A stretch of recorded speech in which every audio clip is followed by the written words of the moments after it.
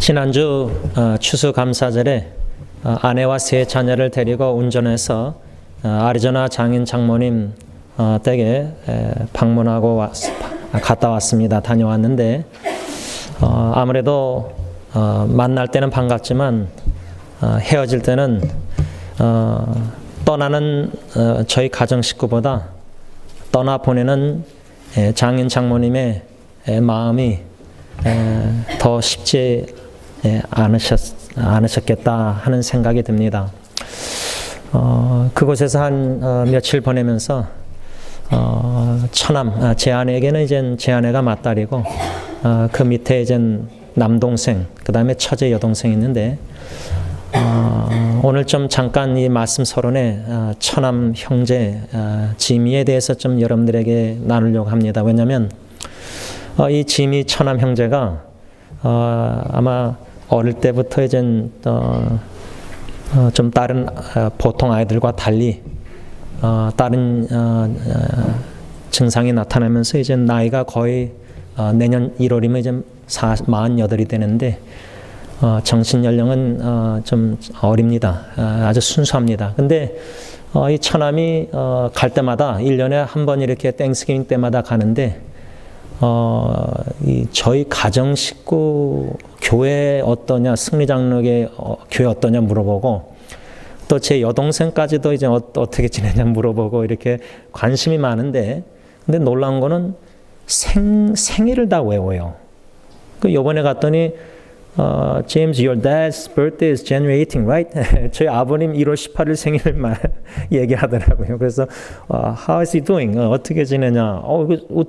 그리고 뭐 처제, 남편 뭐 다 외워요. 애들까지 조카들 생일까지 다 외워서 장모님은 이제 아무래도 차 사고 수술 후에 이제 기억력 그러시니까 손주들 생일날에 전화 와서 해피 벌데이 전화로 불러주시는데 장모님은 기억을 못하죠.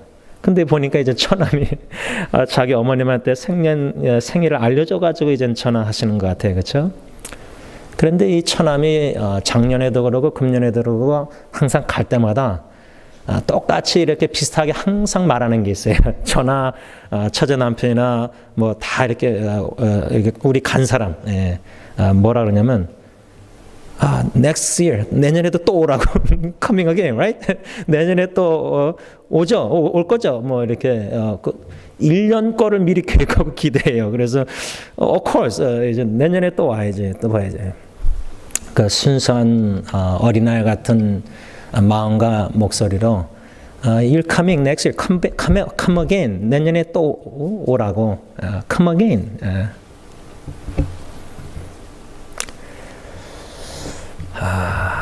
그렇게 말하는 처남의 마음은 왜 그럴까 어떠할까 일하던 직장 이제 집에 있는데 그래서 장모님을 도와서 이제 장인어른을 이제 병간호하고 유일한 남자 이제 힘을 쓸 수 있으니까 그런데 내년에 또 오세요 또 올 거죠 자꾸만 물어보고 자꾸만 확인을 해요.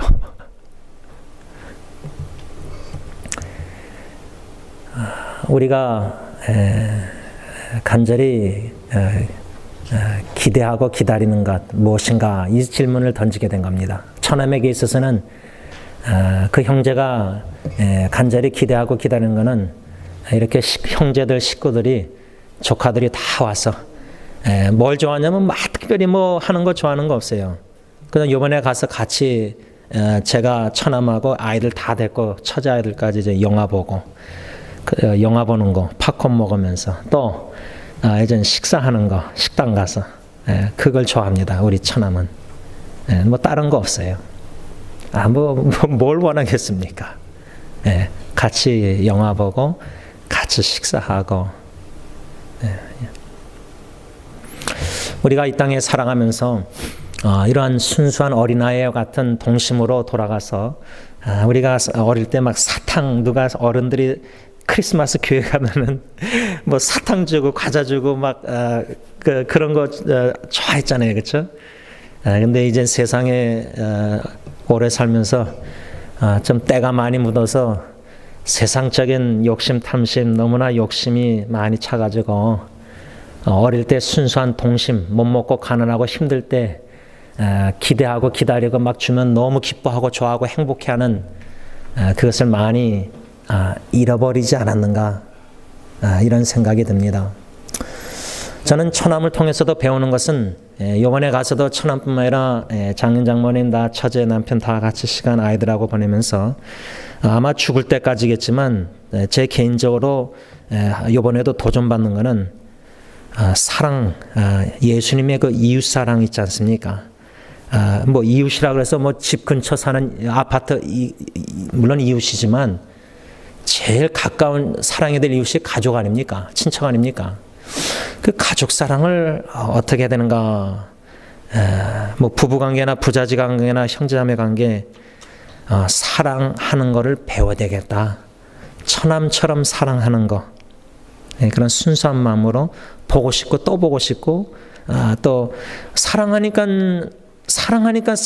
생일도 기억하지 사랑 안 하면 기억합니까?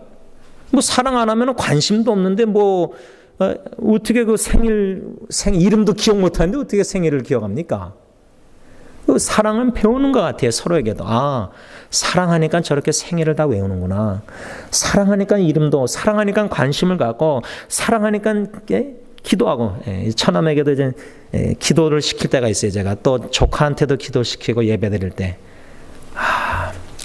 사랑하는 거는 우리가 죽을 때까지 배워야 됩니다. 지금 내 이 정도면 부부사랑 뭐 가족 아닙니다. 우리요 잘 사랑할 줄 모릅니다. 어떻게 사랑하는 줄 잘 몰라요. 그러니까 인간 사회에서 교회나 가정이나 갈등과 역경과 어려움이 참 많은 겁니다. 예수님은 나를 이렇게 사랑했지. 그 사랑을 느끼고 감동 눈물이 있다면은 나도 예수님이 날 사랑하셨듯이 나도 내 가족, 친척, 이웃들, 자녀들 사랑해야 되겠다. 어떻게 주님 사랑해야 됩니까? 가르쳐 주세요. 그럴 때 주님이 이렇게 감사절 가족 식구들 모일 때나 뭐 교회 이렇게 우리 주일 모일 때 서로에게서 배웁니다. 가르쳐 주십니다. 하나님이. 겸손한 마음으로 배울 자세가 있어야 됩니다. 우리가 사도 바울의 편지 데살로니가 교회 초신자들에게 쓴 이 편지 내용을 매주일마다 묵상해 오면서 지난번까지 2장 7절에서 12절까지 한 5가지 어떻게 사도 바울은 데살로니가 교회 식구들을 사랑했는가 이것을 배웠습니다. 특별히 8절 하반절에 너희가 우리의 사랑하는 자 됨이라. 사도 바울은 데살로니가 교인들에게 편지, 요즘은 뭐 편지 잘 안 쓰죠. 요즘은 뭐 카카오톡이나 문자 메시지로 이메일로 보내면 되는데 보낼 때 바울은 뭐라 그러냐면 당신들은 나와 동역자 우리의 사랑하는 자 됨입니다. 예를 들자면 뭐 저희 장인 장모님이 예를 들자면 저희 식구들 다 방문한 자녀 후손들에게 너희들은 우리의 사랑하는 자들이다. 우리가 사랑하는 자들이다. 바울이 데살로니가 교회 식구들 떨어져 있는 데살로니가 교회 식구들을 당신들은 우리가 사랑하는 자들입니다. 이렇게 2장 8절에 편지를 쓰면서 그 7절부터 12절까지 한 5가지로 바울은 어떻게 그들을 사랑했는가 다시금 복수차 안에서 우리가 배워서 실천에 옮기도록 헌신하고 노력해야 되는데 첫째로 7절에 보면 유모가 자기 자녀를 기름과 같이 사랑했다. 다시 말하면 엄마가 아기를 참 온유하게 부드럽게 사랑해서 기름같이 바울은 교회 식구들을 데살로니가 교회들을 사랑했다. 엄마의 사랑을 그러면 내가 여러분들 다 엄마 있었지 않습니까? 돌아가셨는데 살았는지 어머니 있었지 않습니까? 그럼 그 어머니의 사랑을 되새겨보고 기억해 볼 때 어쩔 때 제일 힘들고 어려울 때 어머니가 생각나지 않습니까?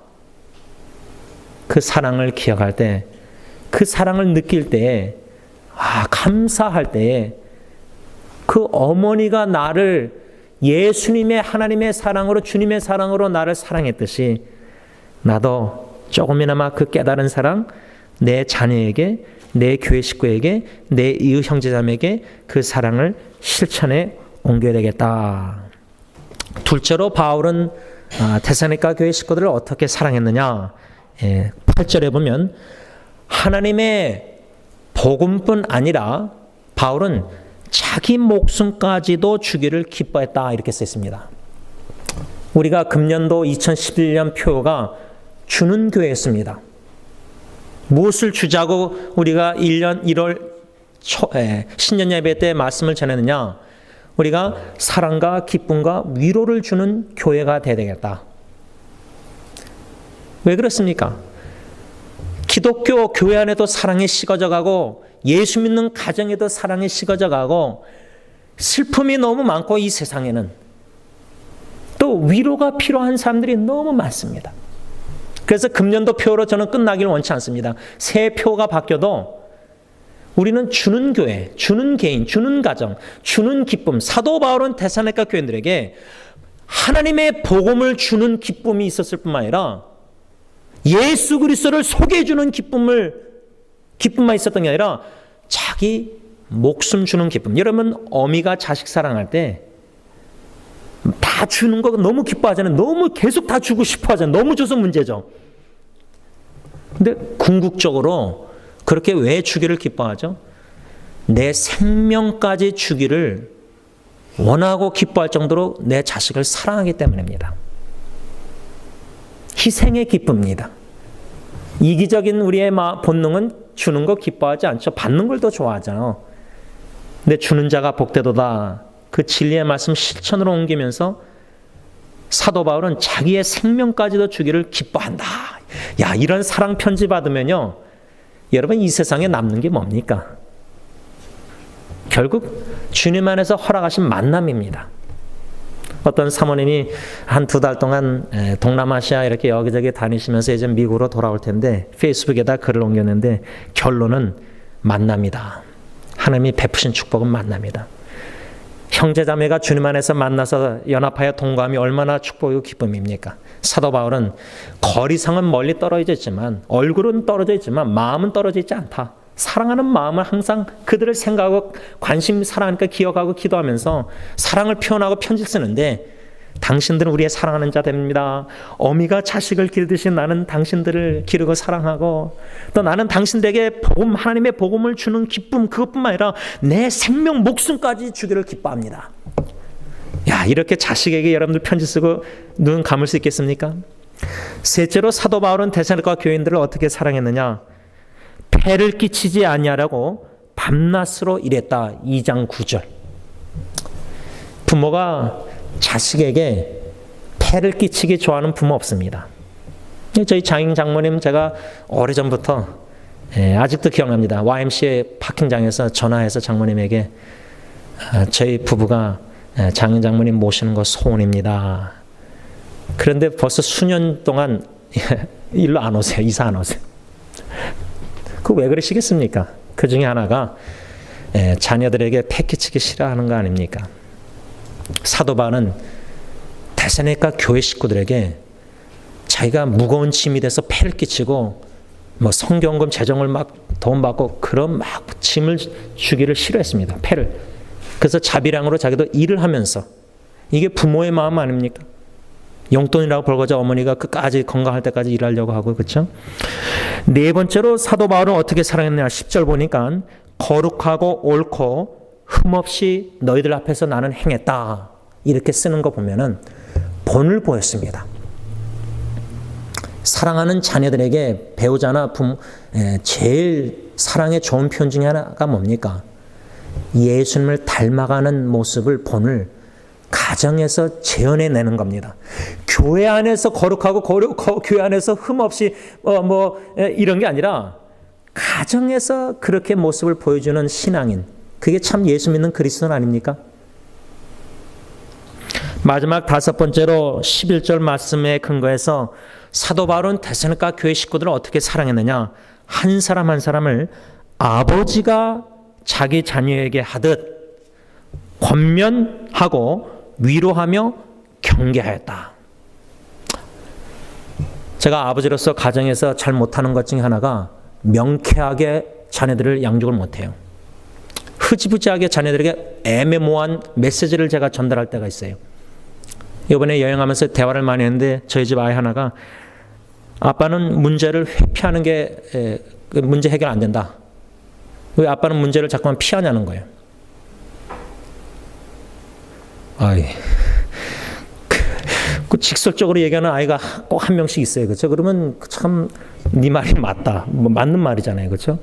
저는 다투고 갈등 막 이렇게 문제 일으키는 걸 안 좋아하니까 회피하는 스타일입니다. 성격이.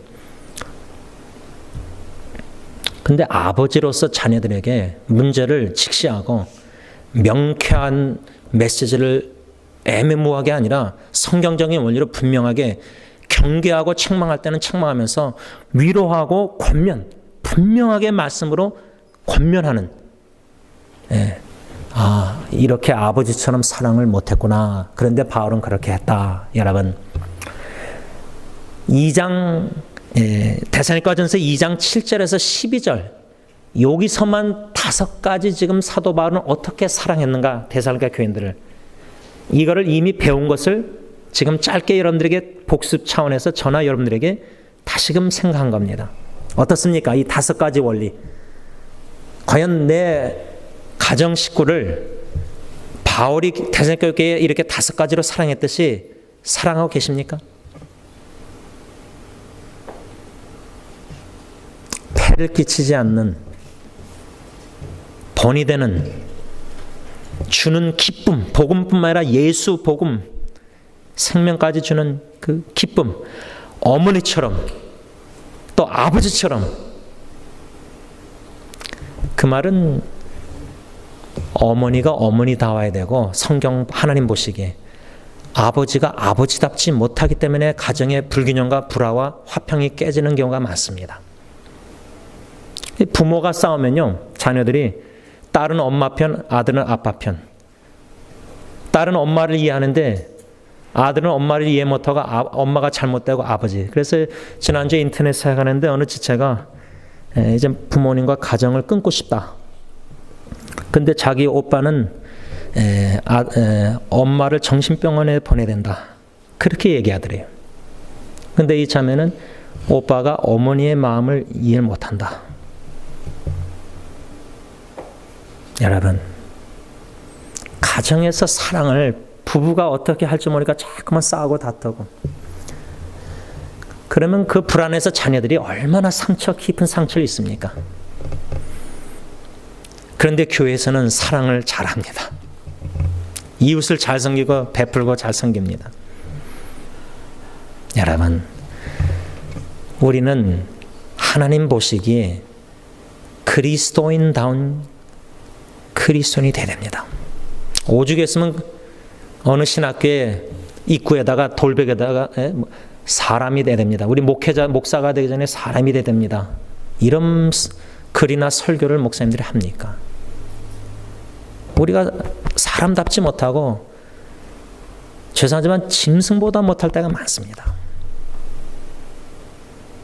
어미 짐승은 그래도 자기 자식을 위해서 희생하지 않습니까? 그런데 이기적인 엄마 아빠가 요즘 얼마나 많습니까? 우리 가운데, 우리 안에.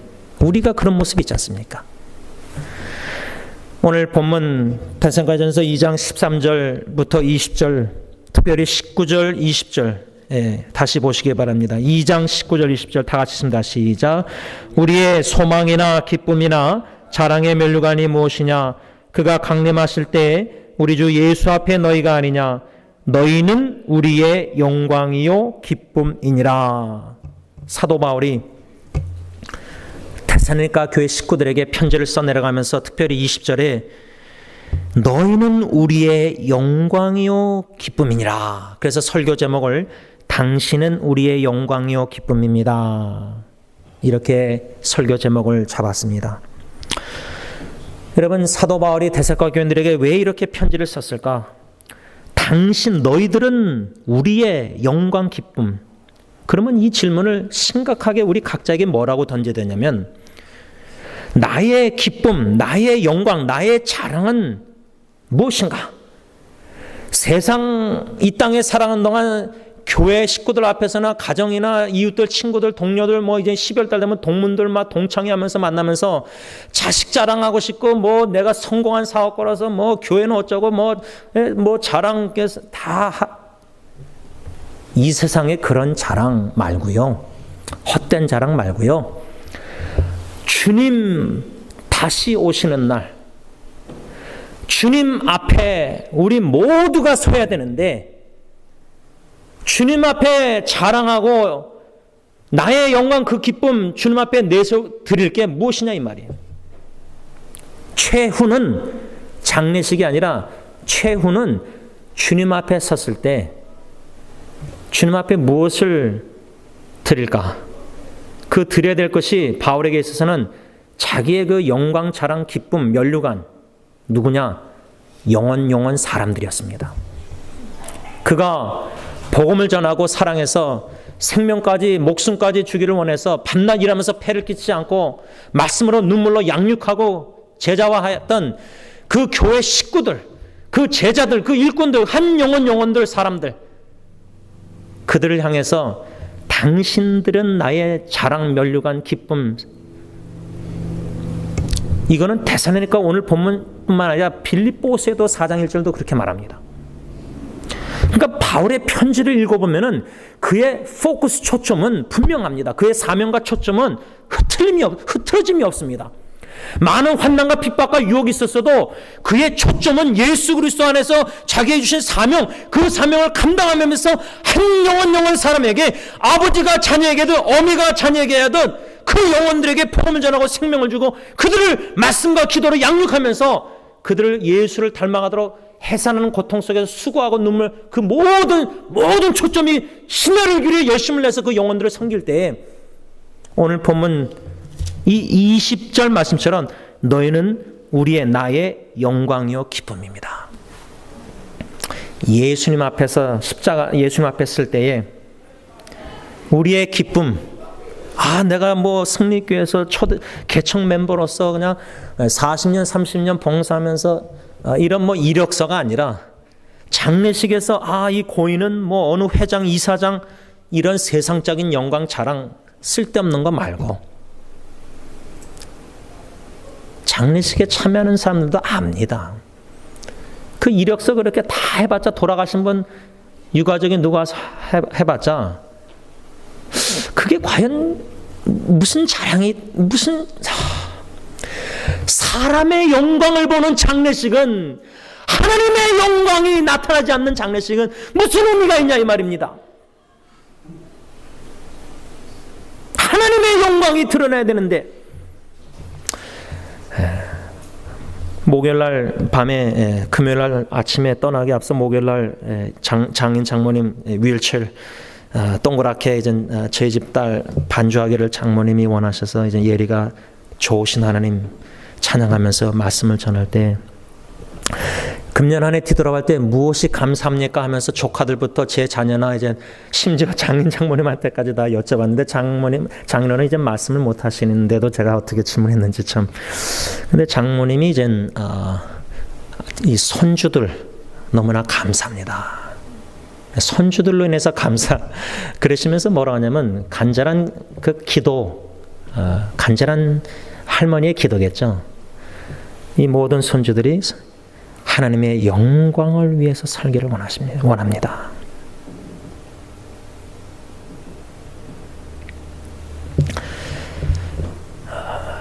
제가 하나님이 주시는 마음속에서 성령께서 흘리게 하는 눈물의 종류가 있습니다. 여러분들도 있잖아요. 그렇죠? 그 종류 중에 하나는 이렇게 장모님이 말씀하신 것처럼 하나님의 영광을 위해서 이 땅에서 모든 역경과 고통과 어려움 가운데서 인내 견디면서 예수님만 믿고 의지하면서 하나님의 영광을 위해서 살아가는 분들의 뒷모습을 추억을 생각하면 눈물 나옵니다. 왜?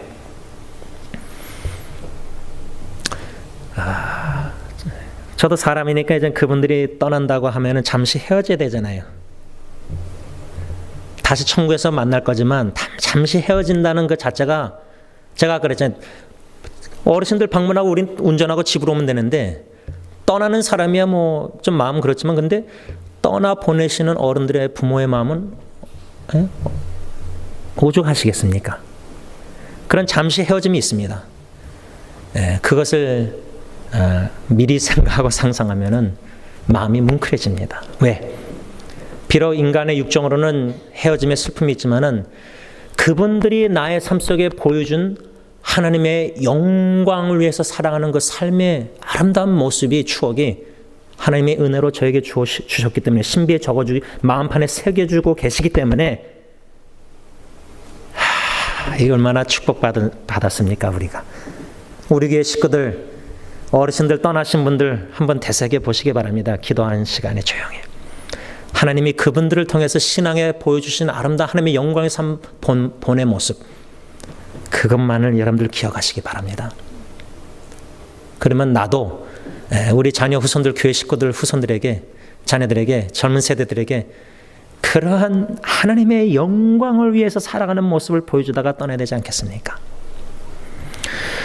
사도 바울은 데살로니가 교회 식구들에게 현대인의 성경은 뭐라고 번역했냐면 우리 주 예수님이 다시 오실 때 누가 우리의 희망과 기쁨과 자랑이 되겠습니까?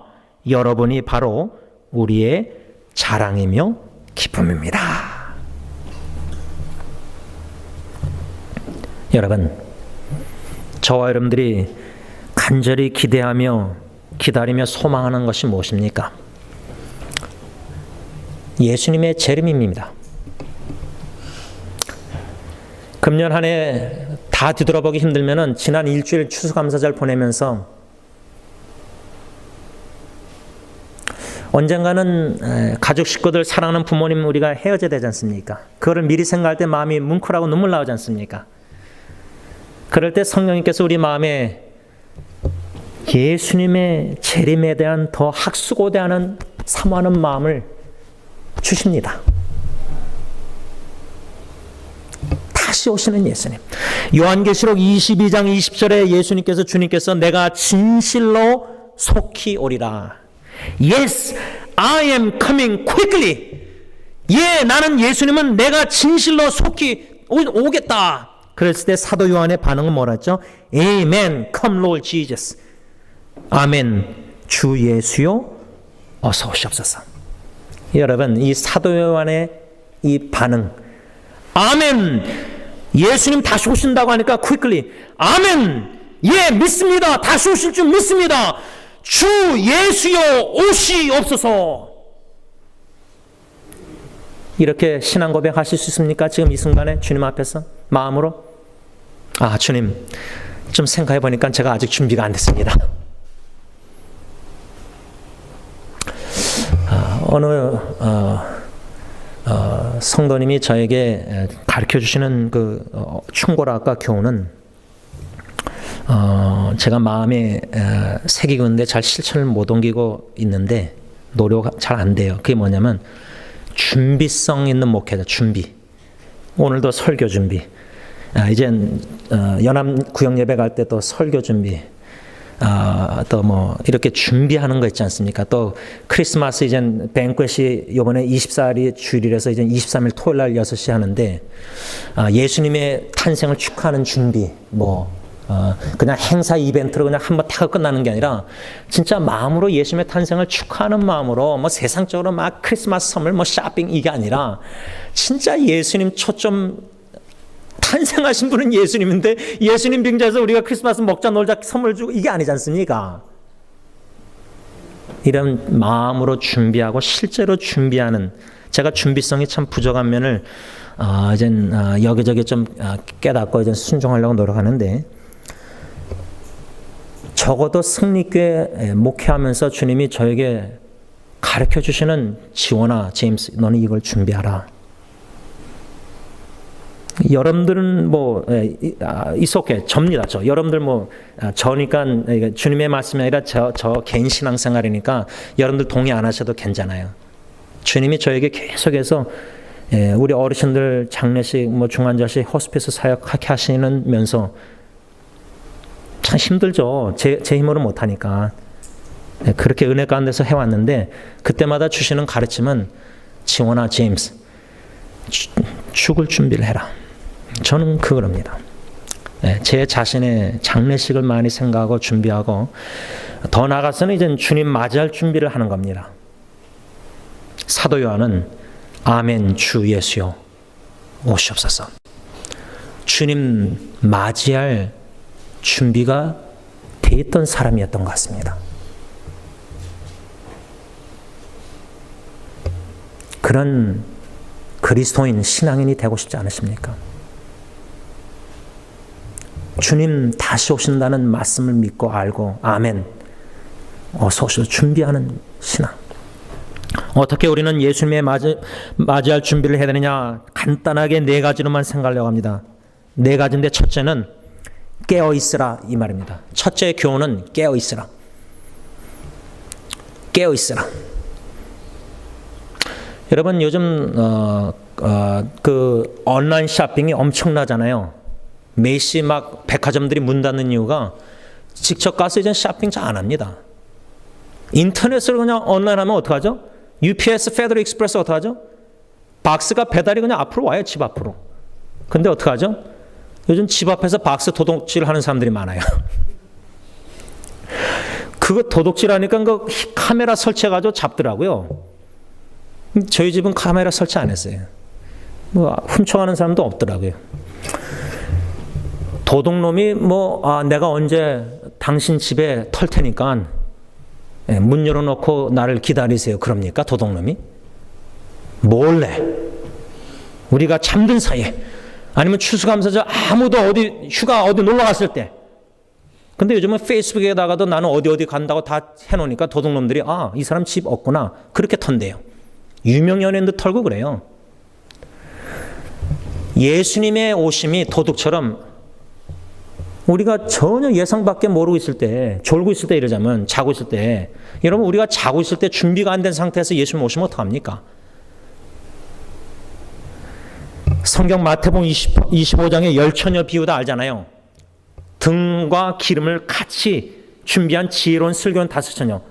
미련한 처녀들은 등만 준비하고 기름을 준비 안 했으니까 신랑이 늦어지니까 기름 다 태우기 전에 없잖아요. 졸았어요. 근데 이제 소리가 들렸어요. 신랑 오시는 소리. 슬기로운 처녀들은 기름을 이미 넉넉히 준비했으니까 등만 있는 게 아니라 지금 말하면 차 말하면 휘발유가 탱커 다른 데 채워놔야 되잖아요. 트렁크에. 신랑이 와서 슬기로운 처녀들은 신랑과 함께 혼인잔치에 참여하는데 우리가 이제 예수님의 혼인잔치겠죠? 혼인잔치에 들어가고 문이 닫혔는데 미련한 처녀들이 가서 이제 기름을 사온 거죠. 늦게. 슬기로운 처녀한테 빌려달라니까 너희들 줄 거 없잖아요. 그거 주면 자기들 안 되잖아요. 문이 닫힌 후에 신랑이 뭐라 하죠? 진실로 너희에게 이르노니 내가 너희를 알지 못하노라. 주님 주여 주여 문 열어달라니까 주님이 그렇게 얘기한 건 내가 너희 알지 못한다. 결론적으로 13절에 마태복음 25절 교훈이 뭐라 하죠? 그런즉 깨어있으라. 너희는 그날과 그때를 알지 못하느니라. 예수님의 재림을 준비하는 기독교인 그리스도인 첫째는 깨어있으라. 쉽게 딱 깨어있으라. 깨어있으라. 두 번째는 믿음과 사랑과 구원의 소망으로 완전 무장하라. 그냥 기니까 첫째는 깨어있으라. 두 번째는 완전 무장하라. 여러분 교회에서 총사건 텍사스 일어난 후에 그 다음 뉴스가 뭐가 나냐면 어느 동분과 어느 교회 미국 교회에 soft target. 우리는 이제 교회 총 가지고 들어오면은 총 맞아 죽기 쉬운 soft target, 부드러운 타겟, 표적이 안 되고자 교회가 다 총을 찼어요. 저는 총 없어요. 저는 총 몇 번 쏴봤지만 하여튼 총 사고 싶은 유혹도 있었어요. 저는 솔직히. 근데 제가 고등학교 때 친구가 총 장난치다가 자기 여동생 쏴 죽여가지고 그걸 고등학교 때 본 후부터는 집에다 총을 둔다는 자체가 참 위험해요. 네, 사고. 근데 이제 교회도 막 총을 찰 정도예요. 근데 여러분 상상이 되십니까? 교인들이 총만 찰 뿐만 아니라 방탄조끼를 입고 예배를 드린다. 요즘 방탄조끼도 아주 잘 나왔잖아요. 비싼 것들 그렇죠? 지금 예수님의 재림을 준비하라 할 때는 쉽게 설명하면은 영적인 방탄조끼를 입으라는 거예요. 완전 무장하라는 거예요. 왜? 여러분 총 맞을 때요, 틈이 보이면은 거기다 총 쏘면 돼요. 틈이 안 보여야 된다는 거예요. 틈이. 부부관계나 인간관계, 부자관계도 틈이 좀 갈등이 요만한 조그만 일로 싸울 다툼 시비 걸릴 만한 조그만 있죠? 그게 크게 싸움이 될 수 있습니다. 이혼까지 갈 정도로. 그 정도로 부부관계도 그렇다면 영적 신앙생활에요, 믿음의 경고의 안사 있고 조그만 틈만 보이면요, 아, 이 사람은 돈에 약하다, 이 사람은 세상적인 쾌락에 약하다, 그것만 계속 건듭니다, 사탄은. 그러면 계속 죄짓게 만들어요. 그러니까 틈이 안 보이도록 완전 무장 반탁조끼를 입으라는 거예요. 그것이 이젠 딱 간단히 설명하면 믿음, 소망, 사랑, 세 가지. 특히 구원의 소망을 가지라는 거예요. 구원의 소망. 예수님 다시 오신다는 소망. 완전 구원. 이제 영광스러운 몸 입고 영원히 천국과 산다는 이 소망. 그 다음에 셋째로 간략하게 예수님의 재림을 어떻게 준비하느냐. 깨어 근신하여 기도하라. 기도하랍니다. 기도하라. 기도하라. 예수님이 십자가에 돌아가시 전에 그 전날 밤 감난선을 기도할 때 제자들이 수제자 베드로뿐만 아니라 졸고 있었습니다. 아, 마음은 원일이다, 육신이 약하구나. 우리가 얼마나, 우리 마음은요, 지금 여러분들이 주님 사랑하고 원하니까 교회 와서 예배 드리는 겁니다. 그런데 육신이 약하니까 자꾸만 교회만 끝나고 집에 가든지 사회 나가면 월요일부터 자꾸만 죄 유혹에 노출돼서 자꾸만 죄를 집니다. 연약합니다. 주님이 우리 연약한 거 아십니다. 우리가 죄 짓는 거 다 보고 알고 계십니다. 마음은 죄 짓고 싶지 않은데 자꾸만 죄로 끌려다녀서 죄 짓는 거 다 아세요. 그렇다면은 더욱더 매달리고 기도해야 되지 않습니까? 더욱더 말씀을 먹고 말씀의 믿음에 견고히 서야 되지 않습니까? 근데 왜 성경을 읽지 않습니까?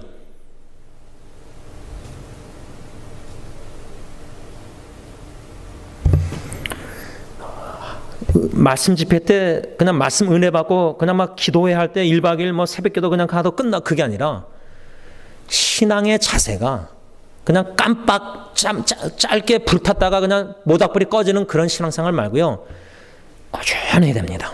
이 신실함, 일관성이 너무 중요합니다. 뭘 하나 해도 말씀을 하루에 석 장 읽어도 꾸준하게, 기도도 그냥 꾸준하게, 말씀 기도 생활을 꾸준하게 계속 해오는 신앙인 10년, 20년째 누가 인정하다 알아주던 그게 중요한 게 아닙니다. 하나님 앞에서 말씀과 기도를 깨어서 근신해서 꾸준하게. 아, 누가 보니까 내가 성경책 읽는 척, 누가 보니까 새벽 기도하는 척, 이거 말고요, 꾸준하게.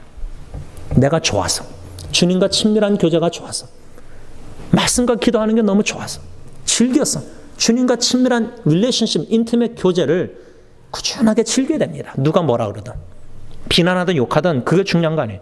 주님과 나의 관계가 너무 좋으니까. 부부관계, 부자관계, 그걸 즐기는 그게 아니라 제일 우선순위 관계는 주님과 나와 관계입니다. 나와 내 배우자 자식이 아니라 주님과 나와 관계입니다. 이것을 가정에서 남편이 주님과, 아내가 주님과, 그럴 때 부부관계가 온전해지는 겁니다. 마지막 네 번째로 고린도전서 15장 58절, 어떻게 예수님의 재림을 준비해야 되느냐. 그러므로 내 사랑하는 형제들아, 견실하며 흔들리지 말고 항상 주의 일에 더욱 힘쓰는 자들이 되라. 왜? 이는 너희 수고가 주 안에서 헛되지 않은 줄 압니다. 주님 앞에 이제 결론을 맺습니다. 주님 앞에 다 쓸 겁니다. 여기서 settle account.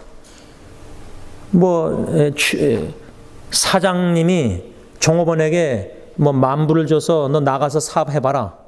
그러면 사장님이 나중에 1년 후든지 얼마 남겼느냐? 그 settle account 할 겁니까? 회계할 거 아닙니까? 회계. 주님이 우리에게 이 땅에 보내셔서 우리에게 달란트 주시고 5달란트, 2달란트, 1달란트 주셔서 이 땅에서 이미디얼리 즉시 가서 일을 해서 남겨야 되지 않습니까? 남기는 인생을 살아야 되냐? 뭔가 남겨야 되잖아요. 우리 자녀 후손들에게 지금 무엇을 남기고 있습니까? 우리가 계속 죄 가운데서 허덕이면서 이런 모습을 보여줍니까? 아니면 바울처럼 거룩하고 흠없이 회개하면서 참 폐를 끼치지 않으려고 아버지처럼 어머니처럼 진짜 복음을 주고 예수 생명까지 목숨까지 주기를 원하는 이러한 이웃사랑을 실천해 나가면서 자녀 가정에서부터 먼저 무엇을 남기고 있습니까? 물질이나 모든 것은 다 없어집니다. 세상이 추구하는 것들, 성공의 사닥다리는 다 없어집니다.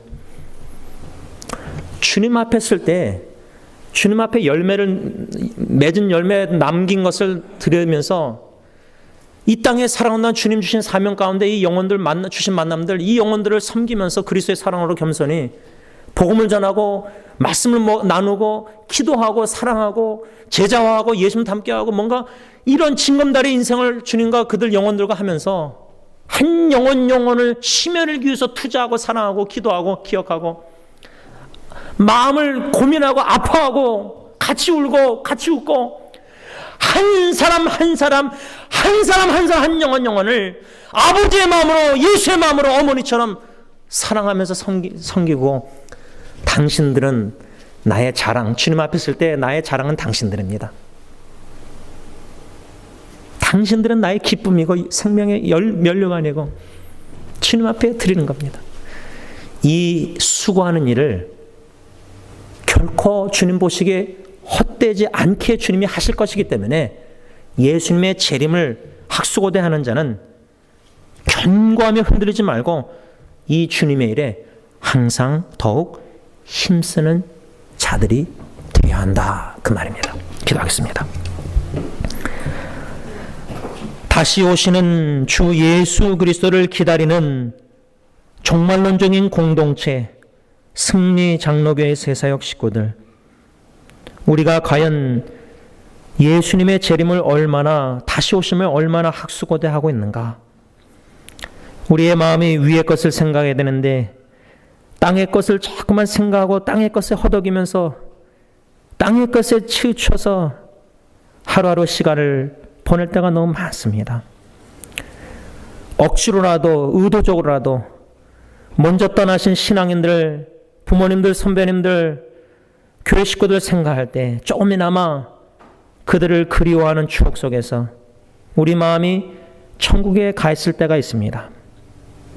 언젠가는 이 땅에서 우리가 이별이 있겠지만 그 잠시 이별 후에 주님 오시는 날 우리가 천국에서 다시 형제자매들 만나서 영원히 주님을 찬양할 텐데, 어린 양의 혼인잔치에 다 참여할 텐데, 신랑 되신 주님은 지금 오고 계시는데 슬기로운 5천원처럼 등과 기름을 준비해야 되는데 등만 준비해놓은 미련한 그리스도인이 아닌지 자아성찰합니다.